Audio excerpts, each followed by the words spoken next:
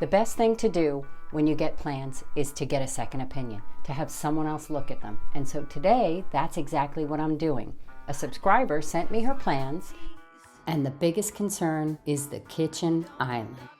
By talking about it, it brings up other things you hadn't considered. So make sure that if you don't have a designer, you have a friend, a sister, an architect, or a contractor that you can talk to and you can bounce ideas off of, because sometimes you get so stuck in your own design that you can't see the way out, and you need to have someone else say, oh, just move it over here. Simple as that.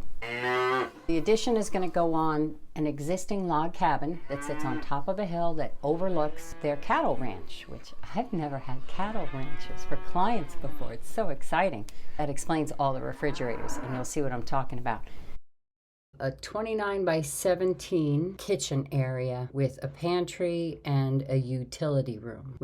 This is the entrance from the garage, and this is access to the existing house. 8 by 8 slider and a 7-foot wide window. Doorway into a pantry with a stand-up freezer. So you'd stand in front here and access it. There's a window here. Not really concerned about that. Now here we have a cabinet beside the stove, open shelves, a freezer and a fridge, a cabinet, and a desk facing the garage entrance. Brilliant! The biggest concern this client had was about the flow and clearances for the island. And right away I can see that that is a problem. Small table. Now these clients had a pretty good idea of what they're doing. I've received much less detailed drawings from contractors who've been in business a long time. Like, she didn't want to see her husband's crap when he came in from the garage. She had a place designed for that.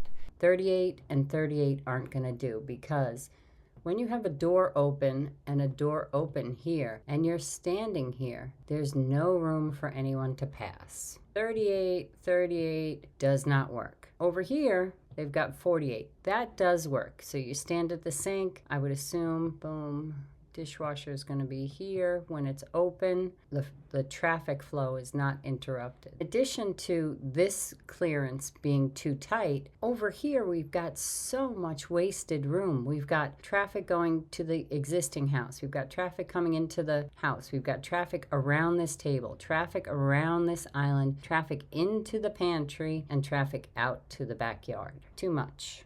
When you come in, you've got to come all the way down here to go in here. So I'd like to move this door down. If we move the opening down this way, enlarge it, you're going to get an improved view of whatever's going on right here. We can put this table over here where it makes more sense. So now we've got traffic in here, traffic this way. It's a much cleaner way. I mean, it's better access into the house and a better flow once we put this table somewhere around here. What it also does is give us the room to move this island away from here, so move it out a little bit. Give us more room so we can open the stove here and still stand here, and get stuff out. If we move the island this way a little bit, increase this to 48, that gives us room, 48, 48, 48, and make this island a bit longer. We take up some of this dead space here, and we can do seating here, and maybe even here. So we get more seating, better views, seating wise, out to what counts. So that's going to improve the flow. The devil is in the details, and so is good design. If you know what you want, if you know what you need, if you know what the style you like, what you can live with, what your routines are, then you can get a better design. If you need help with that, in the comments, I've linked my client self-evaluation sheet. Make sure you subscribe so that you can see part 2. You see what else we need to do, because it's never a one and done. So don't ever expect that you're going to walk in, you're going to get it right the first time. It doesn't happen. Desk here as your husband comes into from the garage, love that. And a nice tall pantry to match and hide that from view, which is great. Now over here you would had the fridge, 2 fridges, open shelves, and then the stove over here with a cabinet beside it. Having the fridges over here, while it makes them close when you come in with groceries from the garage, it makes them really far away from the sink and the pantry. And you typically are going fridge, pantry, sink. So I would rather flip the sink and put the fridge and the freezer here and put the stove here and make it a feature along this wall. Sometimes form has to follow function. And in this case, I chose function. I moved the stove to improve the flow from the fridge and the freezer and the pantry to the sink. This is a choice that we're going to see how it flies. Put it to the homeowner, see what she likes. What's going to happen is when you come in from the existing home, you're not going to see it. It's not going to be the money shot that you want to see, a big grand stove, a hood, shelves on the side, whatever it may be. I'm not sure about your dimensions. If it's 17 truly, then you could get away with a 5-foot island. But if that 17 includes the thickness of that wall, you're going to have to do a 4-6 island. But what I'm proposing is you increase the length here and make that 6 feet. That way you'd have cabinets underneath. You could do a cabinet underneath for support of the countertop that you would access from these sides. And then you could either get 1 seat on either end and 2 seats in the middle, or if you extended it and made it a 6-foot island, you could get 2 seats here, 2 seats here, 2 seats here. That way, all this beautiful view is not wasted and you can see out it, because right now you're staring at the stove. I think sometimes we forget that this is a process. You're not going to walk into a designer's office or to an architect's office and get it right the first time. If you do, you're probably settling for a lot of crap that you don't want or you haven't thought about. So there should be some give and take. This is a two-way street. Don't be afraid to say, I throw out ideas all the time to my clients. Sometimes they're wacky, they're crazy, they're stuff I would never do. Sometimes they say yes, sometimes they say no. I move on. I get just as excited about the next idea.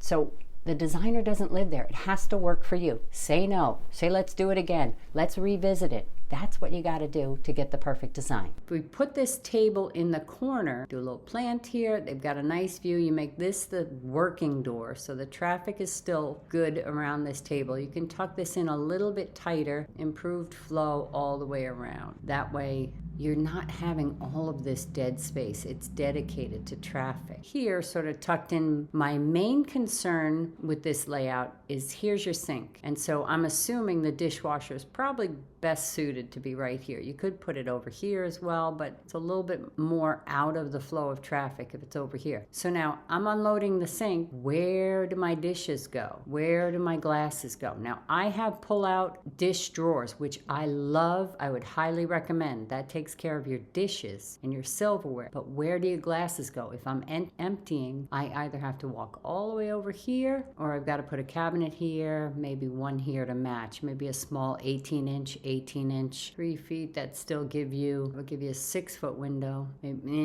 That's something to consider. Where are your glasses going? But the 48 to 50 inches, you gotta have it. Increase the island this way. You got a big room, but you've got to give yourself the clearance. Let's get on to the freezers, and another freezer. I don't know if you're a hunter or you have 9,000 kids, but that's a lot of refrigeration. I just got to get that out of the way. I get it. We want what we want. So we've got the double fridge and freezer here. Now, when you come into this pantry, let me back up. If you move the fridge and freezer here, this return wall here, this wall into the pantry, I would make sure it is the depth of your fridge and freezer so that it appears to be built in, even if you don't do a built-in. If you do a built-in, you can keep it at 24, 28. If you don't, and you want to get the bigger one and save money, the deeper one, make this wall whatever you need it to be, 32 inches, so that it covers the whole side panel of that appliance, that refrigerator. Now, when we go into the pantry, you had mentioned you have a window over a freestanding, I guess